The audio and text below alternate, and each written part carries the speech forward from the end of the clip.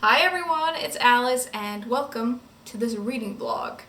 I am in the mood to read some dark academia, so that's what we're gonna do. I have a couple of new-ish books that I want to read, and the first one I did sneakily start last night. It's Hellbent by Leigh Bardugo, which is the sequel to Ninth House, which was one of my favorite books that I read last year, and one of my favorite dark academia books, and I am so excited to read this book. And just starting it last night and like getting a little bit back into this, I think it's gonna be so good. I'll tell you a little bit about this book, but first, I had the idea to do like this reading vlog because I want to read this book and then another book that is like totally new.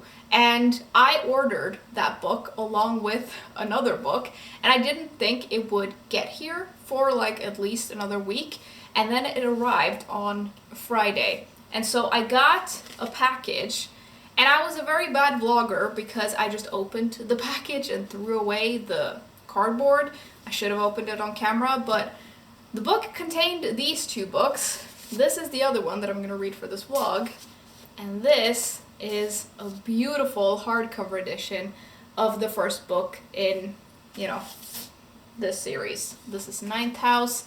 And I wanted to get this beautiful edition because these match. And I feel like because Ninth House was one of my favorite books that I read last year, and it is like one of my favorite books, I feel like I could just, treat myself to the hardcover, and this makes me so happy that these two match. Like, I can't even explain it. Now, I love when my editions match, but I'm not always like that.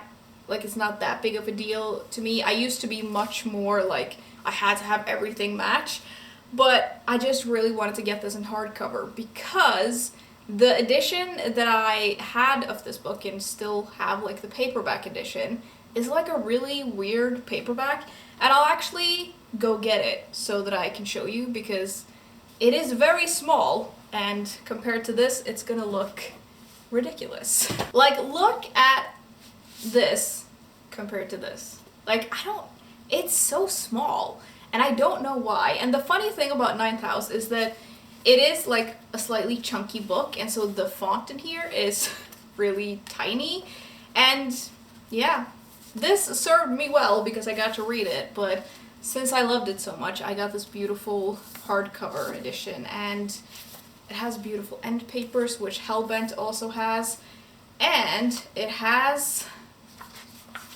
the map, which was basically impossible to look at in that small edition because most of it just like disappeared in the middle. I feel like I'm explaining this a lot. I realize that a lot of you are also book lovers, and so you totally get this, and I don't need to explain why I wanted a hardcover. I am gonna give this edition to one of my best friends though, who wants to read it, so it will not go to waste. But now I have this beautiful edition, and I'm so excited about the sequel. I never quite know when I make vlogs if I should include spoilers or not. I usually just don't because I want everyone to be able to watch the vlogs, but I don't know how you feel about it. I might, like, especially when reading sequels, it's really hard to talk about the book without spoiling the first book or spoiling what happens in the second book. So I think maybe I'm gonna try to make it spoiler free, but I might see what happens when I read this if I need to talk about what happens in this. I haven't quite made up my mind, but if this vlog includes spoilers, I will let you know. Either way though, I think a little recap of what these books are about is probably good for those of you who haven't read it. So Ninth House follows this daughter of a hippie mom who dropped out of school, and she led kind of like a rough life, and she was like into the drug scene, and there's a lot going on in her life. And then she is the sole survivor of this horrific triple homicide, and after that, this person who works at Yale, the university, comes to her and offers her a spot at Yale, which doesn't really make a whole lot of sense seeing as she didn't finish school and it's such a different environment for her. But she's told that she can stay there if she takes on this job, which is basically monitoring the secret societies of Yale, which up until now she didn't know existed, and most people do not know that they exist. The reason that they want her is like connected to some of the stuff that has happened to her and some of the things that she can do. The secret societies, like these books are urban fantasy, and so the secret societies can actually do like some types of magic, and the different societies can do different things, and I love that part. Like a lot of it is really cool. And she is like, she's basically being trained by the person, like a person keeps this position of, I think they're called like Virgil and Dante, based on like the Divine Comedy. I don't quite remember which is which, but she's trained by the person who's had this position for 3 years. And there's a lot going on with that, and throughout Ninth House, he goes missing. But at the beginning of the book, you know that he's gone missing, and it keeps like switching back and forth. And we follow this girl as she's trying to navigate her life in this new space, and there's all of this magic and like paranormal stuff, and because she is the way she is, she ends up like in some situations, and it's so good. I am realizing now it is very difficult to explain without spoiling, but like the first book is so good. Like I mentioned though, in the beginning of Ninth House, you do know that this guy has gone missing, and no one really knows what has happened to him. And then at the end of the book, you sort of get an idea of something. And he has disappeared. No one knows if he's dead or not. And so I think this book is going to be mostly about trying to find him wherever he is in the universe. I've only read about 30 pages of this, so I'm not far into it at all, but I immediately like felt like I was back in this world. I love the setting of these books, like the setting of Yale and like the secret societies and all of the academic stuff. Like the vibe of it is just very dark academia, and I absolutely love it. There is a part of me that when I got this book, I wondered if I should wait until fall to read it, but I cannot wait that long because I have to know what happens. So I'm gonna read it now, even though like fall would be like very appropriate to read for these, like fall, and I guess winter in a way, but like if you can, reading Ninth House in the fall is like the best time of year to do it. I am gonna start the vlog with reading this, but I did also get this other book, which is a very new release that is apparently like dark academia, and I just want to give it a go. I love that like dark academia books are on the rise, and there are like at least some coming out, and I just want to find more favorites, so I want to read them. This is called A Dark Inheritance by H.F. Asquith, and it has kind of like a Art Deco kind of style to the cover, which gives me like 1920s vibes, which is cool. And I did look into this before I got it, but it's been like, you know, it's been a week, so I've already forgotten it. But yeah, I'm gonna read this first, and then we can talk more about this later and like what it's about. But yeah, I'm so excited about this book, I can't even tell you. I also just have to say I love this cover, and like Ninth House, it has these really cool end papers, and yeah, I'm very excited to see where the story goes. It is a little bit of a chunky book, which usually I would find intimidating, but Ninth House is also kind of chunky, and I flew through that book.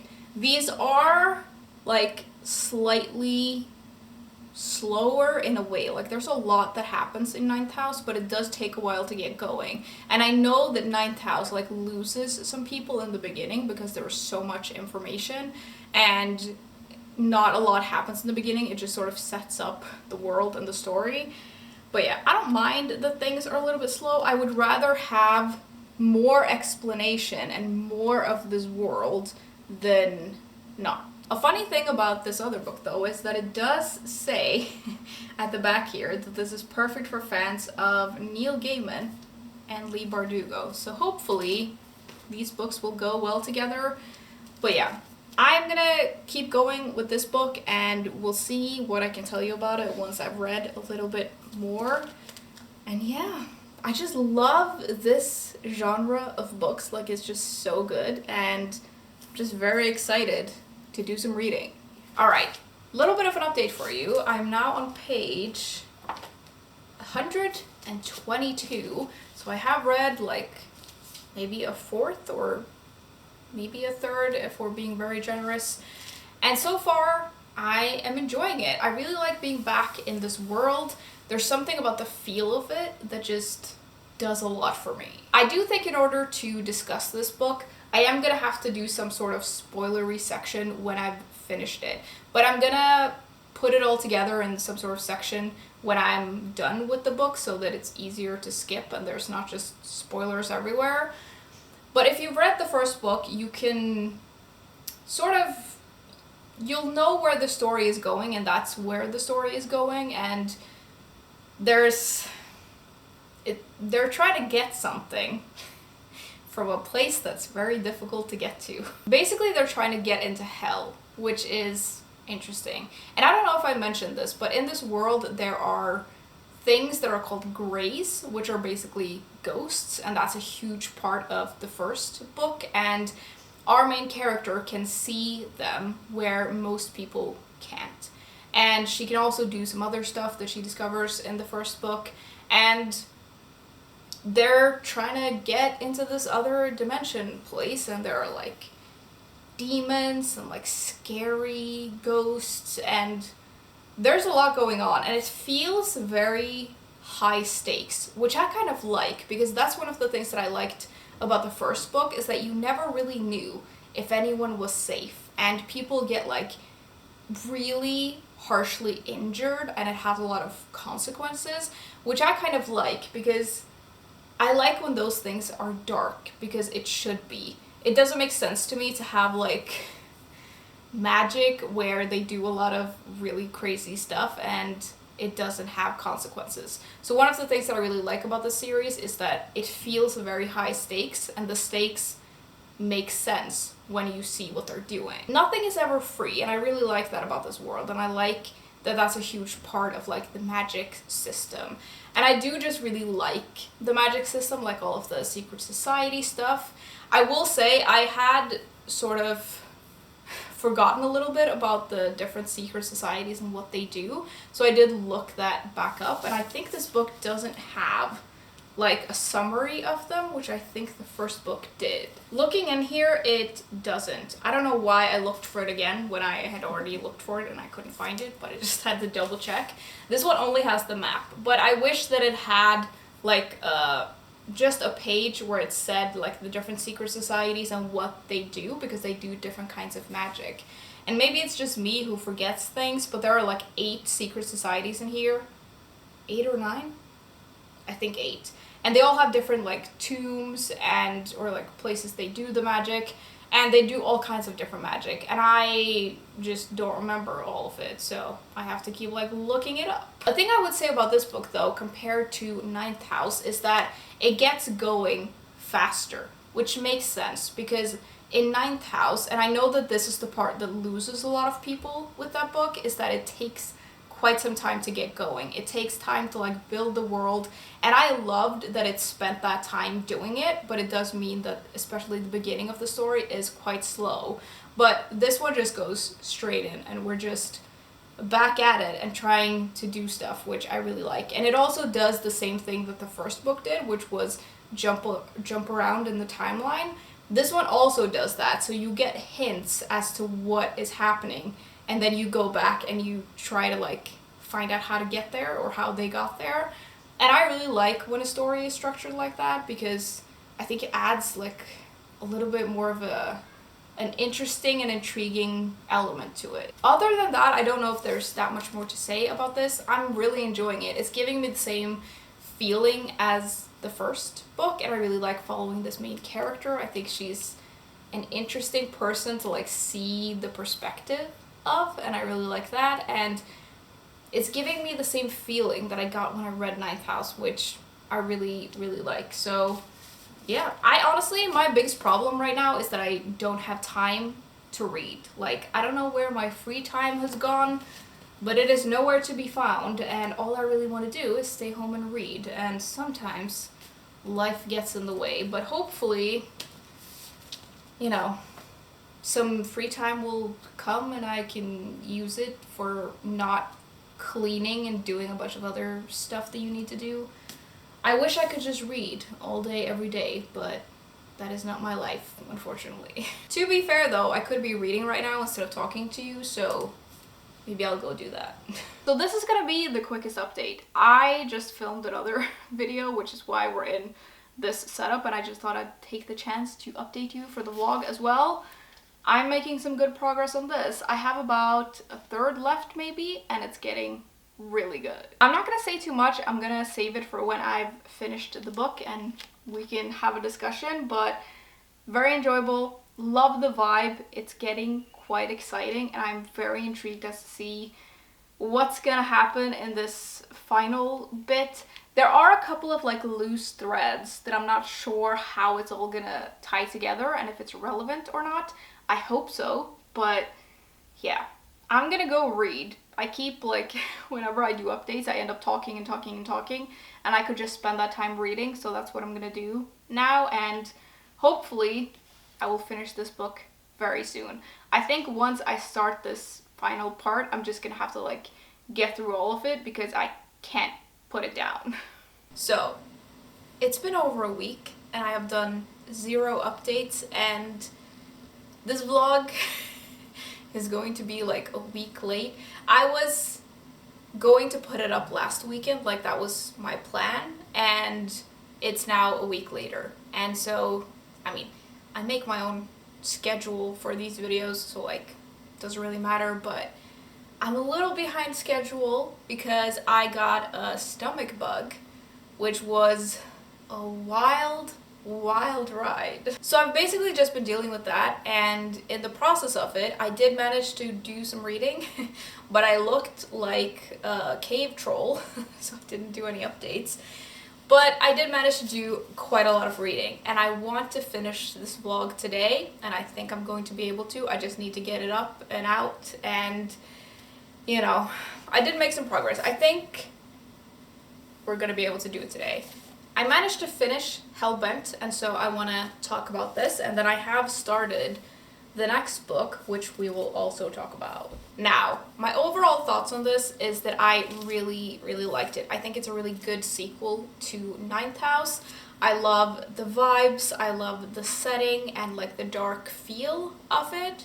I also really like that in this book, at its core are 2 female friends, and they're trying to like navigate through this whole situation that they're in. I really like that because their friendship is a pretty huge part of this. And then there's also another female friend of the main character that gets involved, and I really like that there are so many women in this, and they're just trying to figure out how to fix the situation, and they're really smart, and I really like them as characters and seeing them interact. Like, I really like that. I also really love the magic in here. There isn't as much to do with the secret societies in here as in the first book. There's like a different kind of magic that is like, it has something to do with the secret societies, but it's more historical, which I realize is a little vague, and I really like the writing. I think I mentioned that the structure of Ninth House is very much like, you're told in the beginning of the story that this guy has gone missing and no one knows what has happened, and then you go back and you figure out what's going on. And this starts off kind of in the same way, where there's like a scene and a situation, and then you go back and you're in like before then and you're reading about how they got there. It's not as like, that structure is not like, there's not, I don't know how to explain this. there's not as much to it as the first book. I think it works slightly better in the first book, and it's more impactful in the first book because we get more like switching back and forth, whereas in this we don't get it as much. And so when I got to the point where we get to the first scene in the book, I was like, oh yeah, and I'd sort of forgotten about it.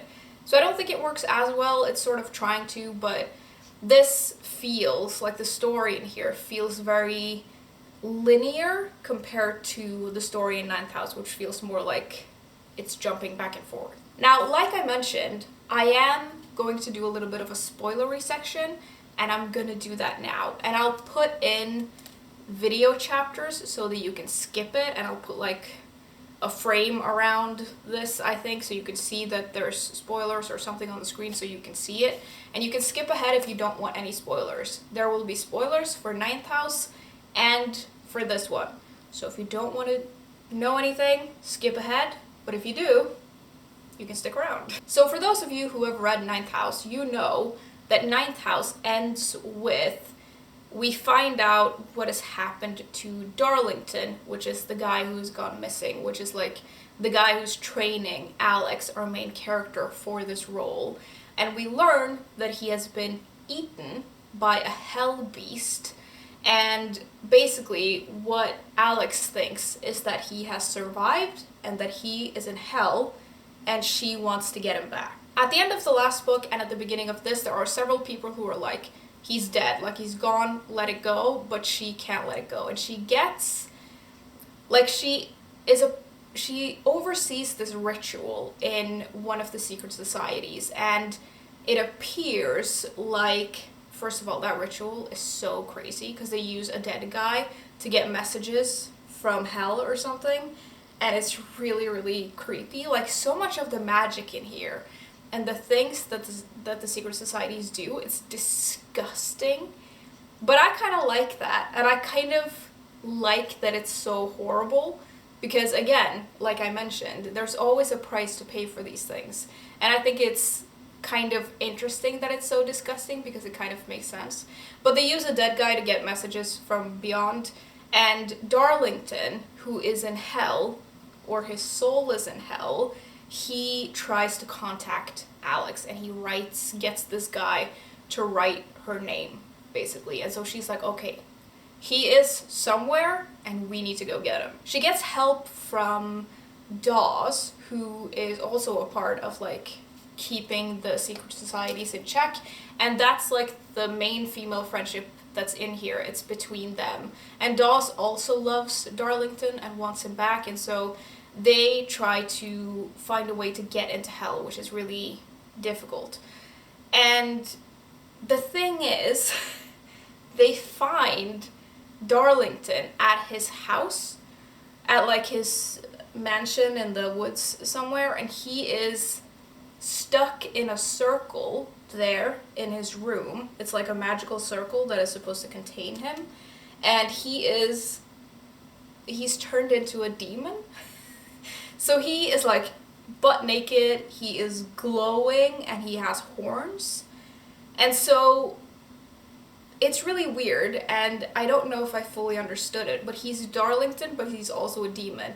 And demons speak in riddles, and so he's trying to like talk to them, but everything is in riddles. So they're not, like, he's trying to give them hints as to how to find him, but it's all in riddles so that they don't really understand it right away. And he's in the circle, but the circle is waning, and so they're scared that he's gonna be like released from this thing, and this demon is gonna go, you know, destroy the world or whatever. But they have his body, because that is his body, and so they think if they can get his soul and put it back into his body, it'll be fine. That's basically the quest of the book. Like, that's the plot. They're trying to get into hell, and they're trying to find his soul and retrieve it. And they do get into hell. They have a failed attempt at first, and then they manage, really spoilers for the end, but like they manage to get his soul back. And they have to have 4 killers to get into hell. And so they use Alex, Dawes, Turner, who is a police officer, and this guy named Tripp, who's just kind of there, and I'm pretty sure he was there in the first book as well, and he's kind of dopey, but he's a killer, so they use him and they get into hell, and there's all of this stuff. There's like creatures that follow them back into this world from the first attempt, and it's all a mess. Then there's a vampire that Alex runs into that is a part of the story, and there's also a guy, like there's a lot of threads. I think I mentioned this, that there's a lot of threads going on in here, and I was wondering how it was all going to tie together. There's also a drug dealer that Alex used to work with before, who's like back and trying to basically blackmail her into working for him. And I thought that particular, like the drug, him, the whole thing with that, and him trying to pull Alex back into her old world, I thought that was kind of weird. And I didn't understand why it was there, and it felt a little bit like it didn't quite belong. At the end, I realized why it was there. It's because when they take Darlington's soul out of hell, the demons in hell are like, you can't just take a soul, like we need a soul. And it ends up being this drug dealer who like takes Darlington's place in a way. And I don't entirely know how I feel about that solution to it. In a way, I had thought that maybe one of the actual main characters were going to end up there, or they wouldn't get Darlington. But it's sort of all worked out, and there is a little part of me that feels like maybe it worked out too well. That being said, Darlington is not rid of his demon persona, so it's still there, and he can like shapeshift into it. And so that's obviously a problem. And then there's something about this vampire that Alex ran into that is very complicated to explain, but I think if there's going to be a third book, I hope so, the plot of that will probably be them going after that vampire. So the book basically ends with them getting Darlington's soul back, and he's back, and there's obviously like a bad guy that they get rid of that I forgot to mention, but yeah, they get him back through much turmoil and trouble. But then there's this thing that happened at the end that I really don't know how I feel about it, and it's not really important. But the fourth guy that they bring into hell, the guy named Trip, he turns into a vampire at the end. And I'm not going to explain to you how, because it's a whole thing, but he basically turns into a vampire. And they just go, oh well. Like, they don't really even care. Like, they go to him, and he admits that he's turned into a vampire. And, like, they want to kill this other vampire, and they have to, like, vampires have to drink blood to survive. And then this guy's turned into a vampire, and he's still kind of dopey, and kind of like, yeah, I want to eat you, but I won't. And they just let it go. And I thought that was really weird, because it's not like they're super good friends with this guy, and I just thought it was a little bit of a strange choice. But maybe it's because something will happen in the third book with him, so they're keeping him around, but I thought that was it was a strange choice. That concludes the spoilery section though, so we're all on the clear now. Overall, I did really like this. I like how these books are written. I really like the vibe of them. I thought the story was really engaging and exciting, and I like that these books are quite dark, and I like that it's high stakes. I'm gonna give this a 4 out of 5 stars. It's not quite a 5 out of 5 because there are some things with the structure, and then there are some things, like there are some choices in the actual plot that I thought was, like I just mentioned in the spoiler section, that was a little strange. But overall, really, really enjoyed it. I really hope there's going to be a third one. There is a little bit at the end of there is a little bit of a setup for more things that are going to happen, but it's not, like it could just end here and it would be fine, but I hope that it doesn't. I hope that we get more because I just really like the series. That concludes the Hellbent part of this vlog though, which I'm not gonna lie, it is gonna be the main part of this vlog because I'm gonna finish this book today. And I have started this, and I'm gonna tell you what it's about, but I'm gonna... Yeah, this is not going great. So the story in here is set in the 1920s in America somewhere, and we meet this man who is he's 17, so he's a boy or a man, I guess, and he is a month away from his birthday, and he thinks that he's gonna die on his 18th birthday because 3 of his older brothers have all died on their 18th birthday. And the book starts off 30 days before he thinks he's about to die, and so the whole book, I'm assuming, is set over those 30 days, and it's kind of hard to summarize this book. Basically, our main character lives with his mom, who is an alcoholic, and his younger brother. There used to be 5 brothers in total, and his father went off to war, and he didn't come back because he got really badly injured, and he hasn't come back because he's in a sanatorium, and he's like being treated for his injuries. And there's a lot of speculation about, like, the press thinks that this family is cursed, and there's a lot of, like, they're kind of well known for the fact that all of the sons have died, and there's like speculation that the father has killed them so that they won't get any inheritance, and the father like got rich under kind of like in a strange way, like he got very suddenly rich, and no one really knows quite how that happened, and like the press is involved, and this main character is basically worried that he's gonna die, obviously because 3 of his brothers have already died on their 18th birthday. There is clearly some magic going on, and the main character mentions that he saw something when one of his older brothers died, and we're sort of getting into what that might be now, and his father is coming back from the sanatorium, and I'm not gonna spoil this whole book, but he's like coming back, and that seems to sort of get things rolling with what's gonna happen next. I've read 128 pages, so I have around like 250 pages left, and I don't know if I really want to say exactly what I think of this book yet. I think I'm just gonna finish it today and we can talk about it all in one go. I realize that like this book is gonna be most of this vlog, but I don't know how much I really need to talk about this book. I'm gonna keep going with it and give it a chance. But so far, it's not doing a lot for me. I think maybe so far my main issue with this is the way that it's written. I feel like it's lacking a lot of things that I want in a really good book. But yeah, I'll be honest, I'm not super intrigued to finish this book, and if I wasn't doing this vlog, I maybe would have DNF'd it.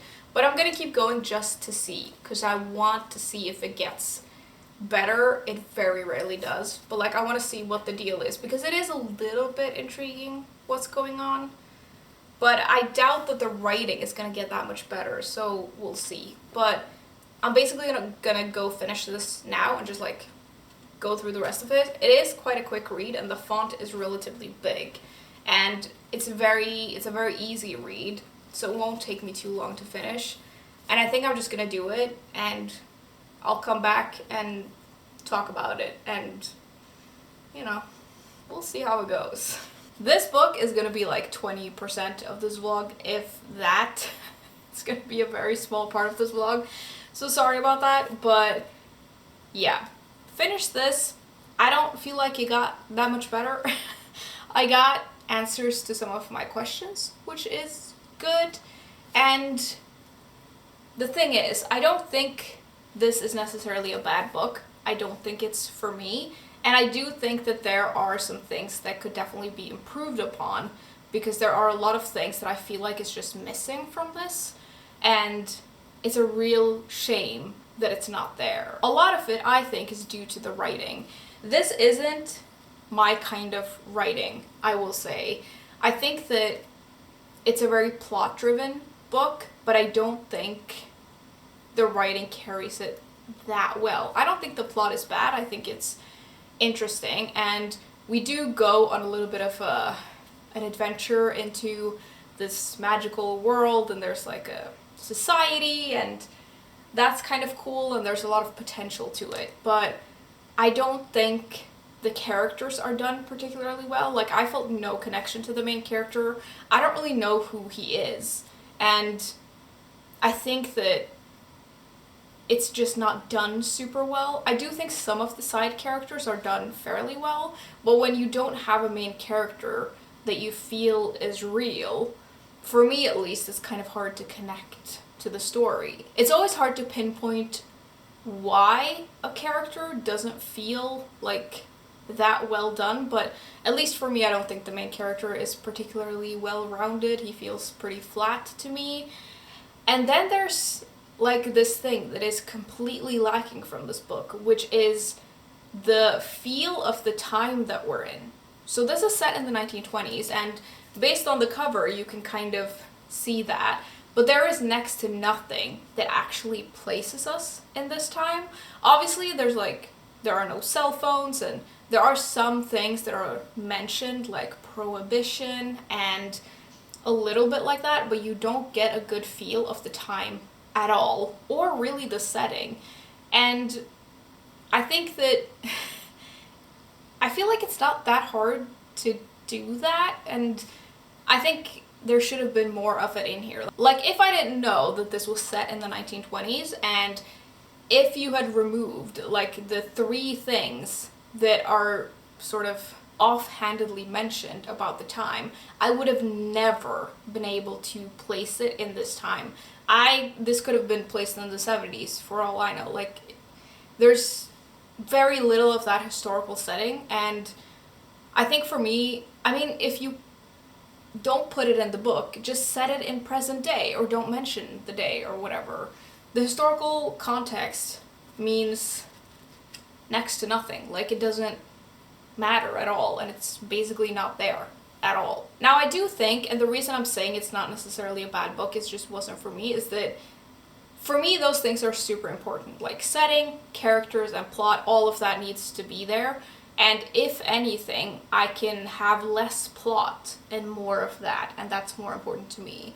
I think maybe if you only care about plot, you might not mind the other stuff so much. But I do think that the plot is also not super well done necessarily. I don't know. I very much feel like I was just not the audience for this, but I do feel like it's marketed towards me as an audience, so I'm a little disappointed that I didn't like it, and I think it oversells itself a little bit. Like, it says it's a twisty gothic horror fantasy, and it's perfect for fans of Neil Gaiman and Leigh Bardugo. I don't know if that's correct, really. I do think the premise of the book is good, and I feel like I've read a book that is the bare bones of a story. And I think if there was more meat to it and you added some stuff, it would have been a good and solid book. But because those things are not there, it just isn't for me. So I think it was unnecessary for me to finish this, if I'm honest. But I did, and I feel like I can rate it now. For me, this is a 2 out of 5 stars. I'm a little disappointed in it, I'm not gonna lie. I thought this was gonna be really, really good, and it just, for me, was not great.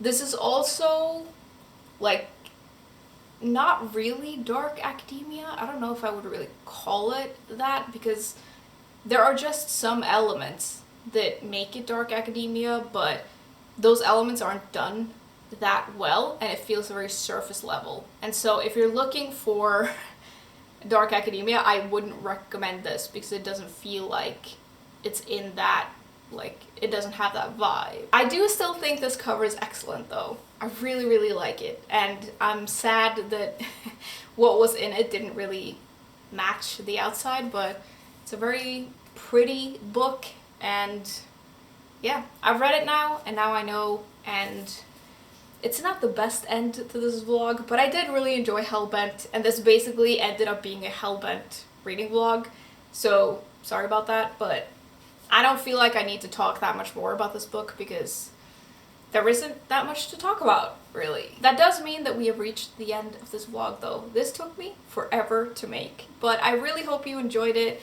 I would love to know if you have read Ninth House and Hellbent and what you thought. If you're gonna write spoilers in the comments, just make sure to like write that there are spoilers, so that, because that happens to me sometimes. I will read the comments of a video while I'm watching it and there will be spoilers in the comments. Try not to do that because we don't need that. But if you read Hellbent, I would love to hear what you thought of it and your thoughts about some of the things that I mentioned and stuff. I would really like to know. Also, if any of you know if there's gonna be a third book, I would love to hear it. I hope so, I really do. But yeah, that's gonna be the end of this video. I hope you enjoyed it. Thank you very much for hanging out with me as always, and I will see you soon. Bye!